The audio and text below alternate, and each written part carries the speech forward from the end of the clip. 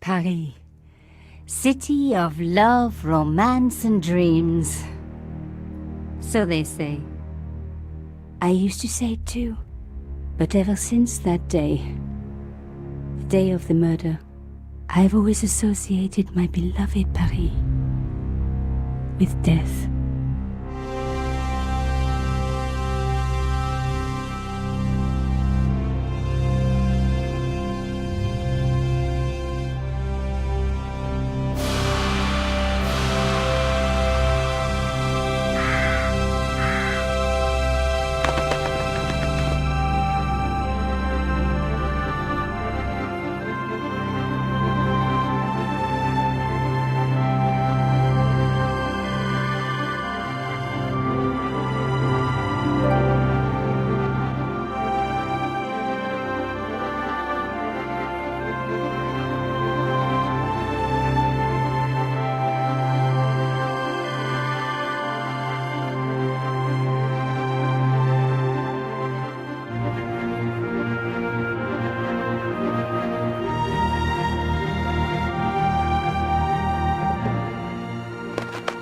I was at home having a bath when my editor called.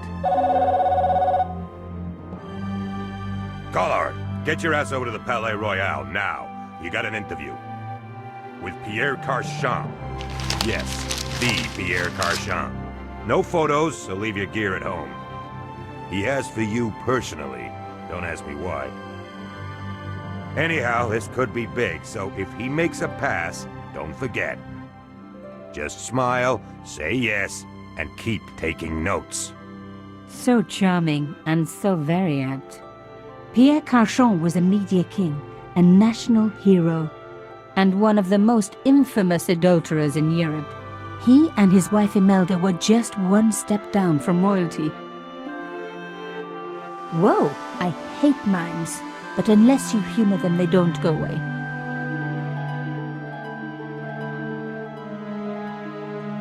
Here I was, the palace of the Media King and the Ice Queen. I pressed the doorbell and set in motion a chain of events which would change my life forever. Yes? What is it? Madame, my name is Nico. I'm here to see Monsieur Carchon. Come up, we're on the first floor.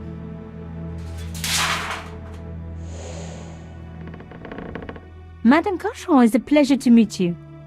Yes, I'm sure. The Ice Queen was certainly living up to her reputation.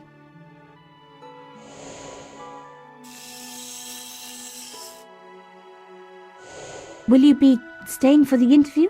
Mademoiselle, I know little of my husband's business affairs, and I care even less. I certainly have no intention of watching him pore over yet another pretty little journalist. Pretty? You're too kind, madame. Ah, the talented and very beautiful Mademoiselle Collard. Such a pleasure to meet you at last. Monsieur Carchon, I am honored. Oh, I'm sure you are. Call me Pierre, please. But I do not flatter you idly. I was a friend of your father. He was a great man. My father, he never mentioned. He and I were very close. And then his death, so tragic. I must... Imelda, your damned cat's in my study again. Another Ming vase, I suppose. Excuse me for one moment, my dear girl. You journalists are getting younger each year. Perhaps it's the rest of the world getting older, madame. That was no cat. My God, what? Monsieur Carchon!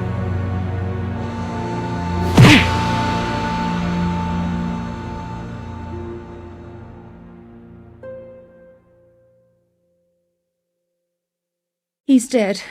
I must call the police. You'd better stay here. There was a man. It was the mime. Do you think he...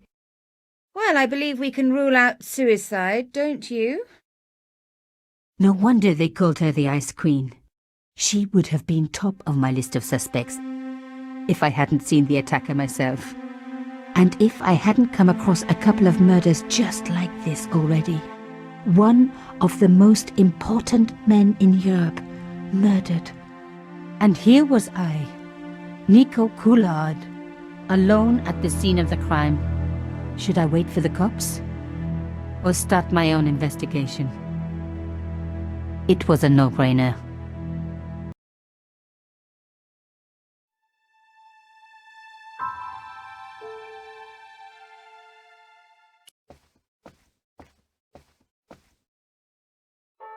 Mimes and guns don't usually go together, but I had an idea that this was no ordinary mime. I'd come across this murderer before, and written about him.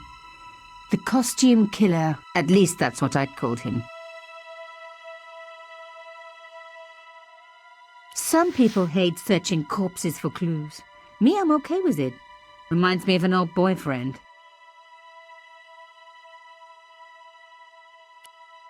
It was one of my hair clips. My favorite, in fact. It must have fallen when I was knocked down. Carchon had been shot.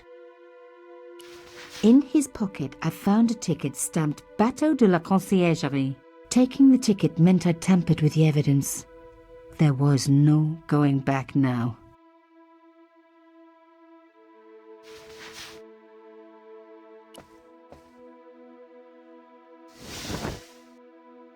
A small round piece of glass had been cut out of the pane. This was a professional job. I didn't want to cut myself and leave blood on the glass. Call me old-fashioned, but I like to keep my DNA to myself. This was the work of the mime.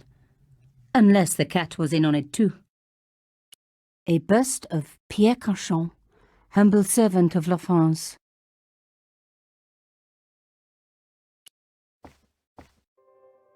The police could turn up at any minute. Somewhere there were clues to the murder, and I needed to find them.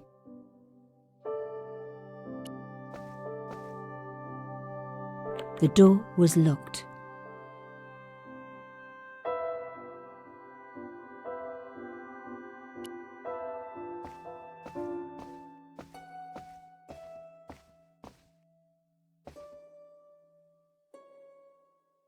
I reckoned that cloth might just turn out to be useful.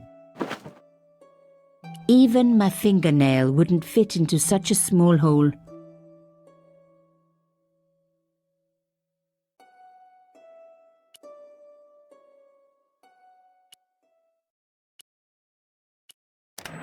Aha! Nico, you are just so damn good at this stuff. Instead of comforting Imelda, I was ransacking her flat. Why? Because there was something going on here, and I had to get answers before the cops arrived. And hey, she'd been rude to me, so she had it coming.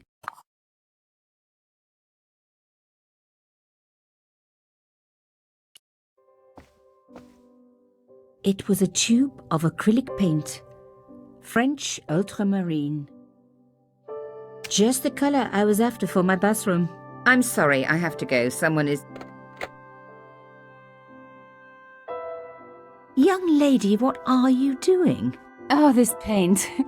It's my favorite color. For God's sake, keep the damn stuff.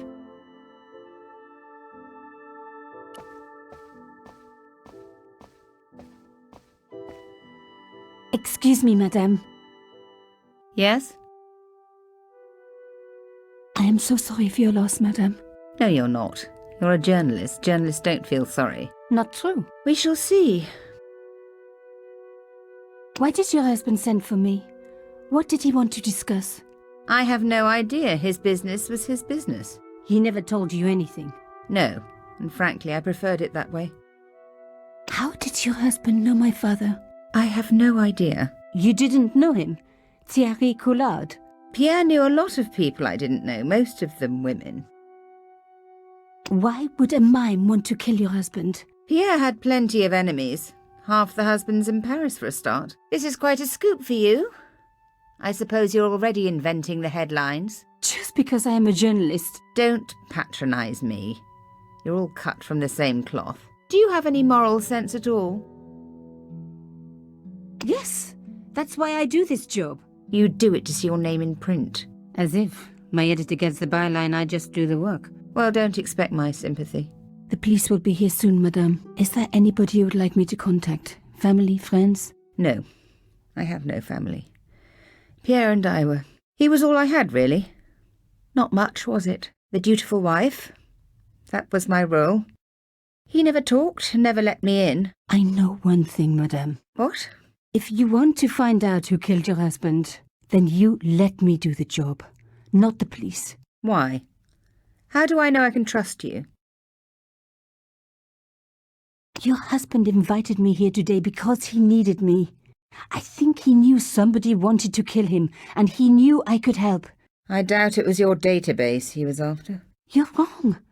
I was onto his killers already, I am sure of it. Please, you owe it to him. I don't know. All I need is a few more minutes to look around before the police come. You really do have a moral sense, don't you? I trust so few people. And perhaps Pierre really did think that you could help. Of course it wouldn't have stopped him seducing you too. Here, take this. It's the key to the drawing room next to the library at the end of the hall. It was Pierre's room. I rarely went in there. I couldn't. I was too scared of what I might find. Thank you. I promise you won't regret this.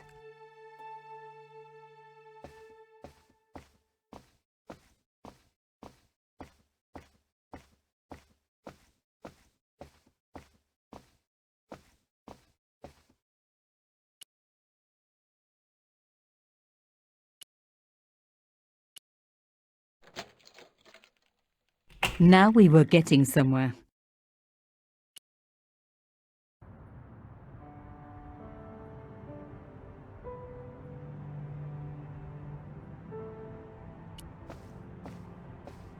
The painting showed the Carchons together, in love. As the poet said, the past is a different country. Or did I read that in a fortune cookie? There was the very faintest of clicks.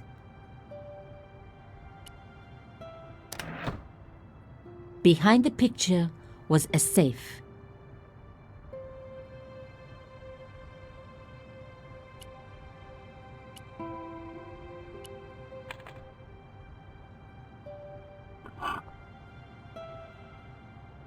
In the safe was some kind of artifact. There were strange symbols on its surface. It looked like the printer's blocks I'd made at art school. If there was one thing I'd learned about symbols, they are always important. But these symbols scratched into stone were impossible to read. I needed to find a way of printing them. At least the stone was round. But what could I use for ink? And what could I print on? Sure, I was stealing, but I knew Imelda didn't know about the artifact, and Carchon was past caring.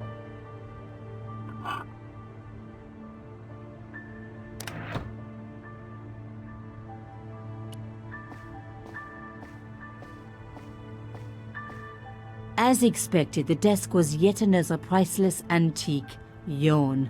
The blotter and in tray had clearly been placed with mathematical precision. My heart skipped a beat. It was a carved elephant. But not just any carved elephant. It had been made by my father.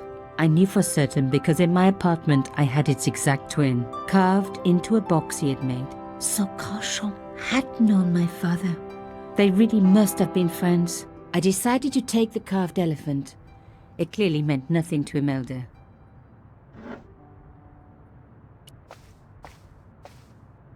I didn't need a sheet of blotting paper. Not while it was blank.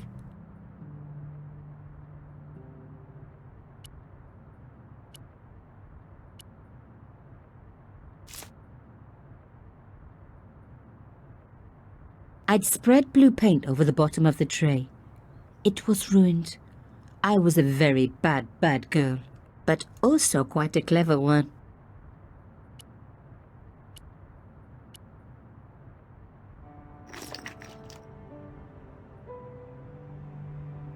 I rolled the artifact in the paint until it was completely coated.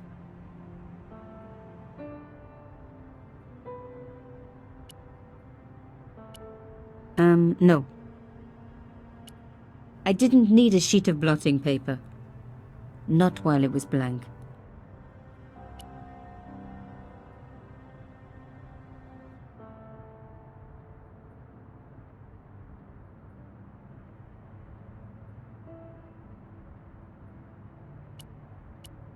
No. No. I didn't need a sheet of blotting paper. Not while it was blank.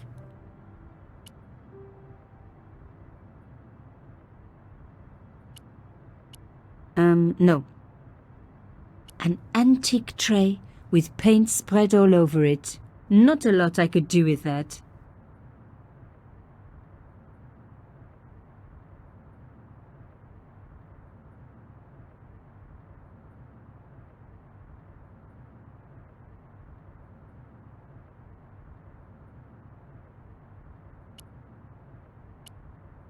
No.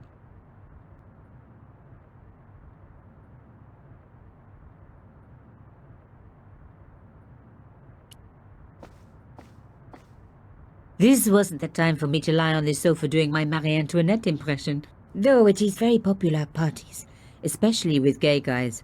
Don't ask me why.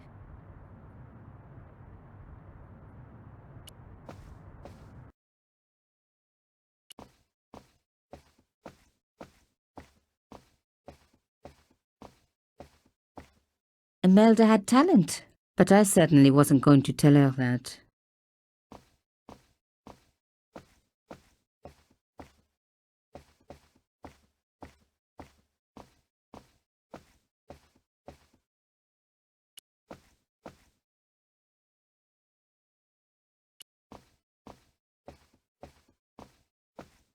The bookcase was filled with obscure first editions.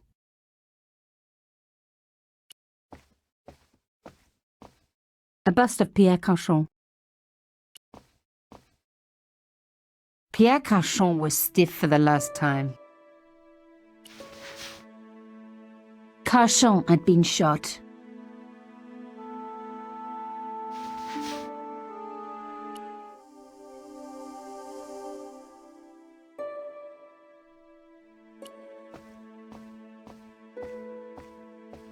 Pierre Carchon again. His eyes seemed to follow me around the room.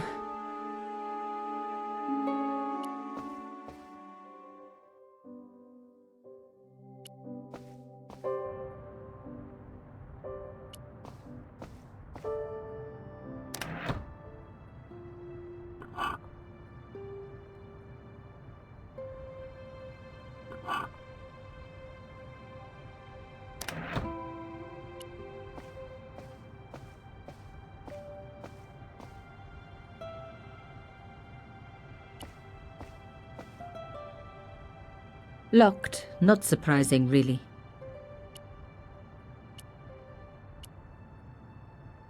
It didn't work, but I guess it would have been surprising if it had.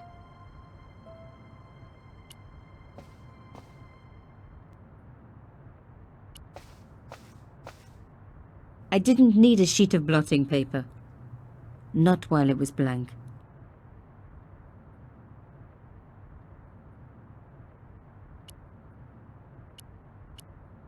No.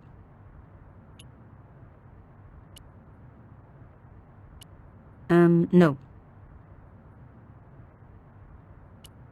I didn't need a sheet of blotting paper. Not while it was blank. An antique tray with paint spread all over it. Not a lot I could do with that.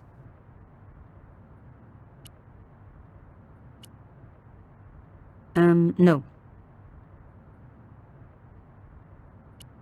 It was a sheet of blotting paper in a leather holder. Its cracked surface looked ancient, reminded me of its owner.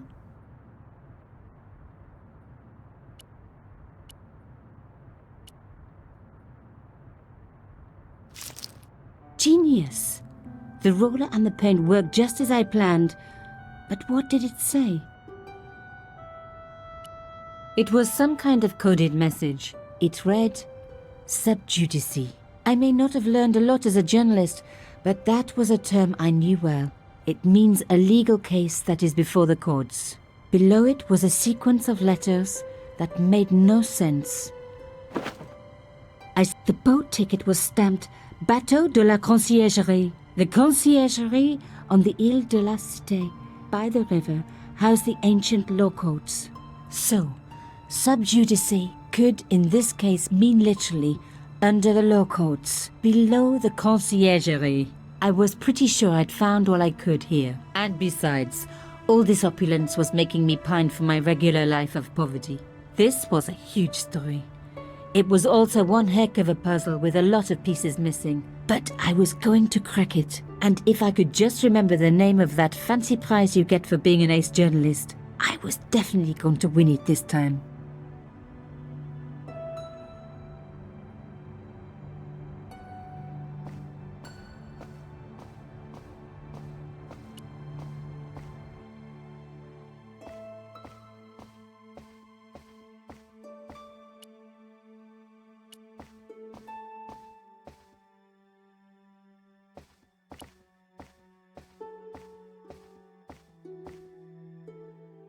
Did you find anything useful? This carving, do you know anything about it? It was Pierre's. What does the statue have to do with... Please, I need to know. He was given it by a friend, something to do with Africa. He never explained any more. No, but I think it was important to him, always on display. Why? It was carved by my father. Oh, I see. I didn't know. Imelda, I will do everything I can to find the killer. Thank you, my dear. And if the police ask, Don't worry. You were never here. sub judice was the key. I was going to have to find a way under the conciergerie. I decided to head straight for the quayside on the Ile de la Cité. If there was a way of getting under the conciergerie, it would have to be from there.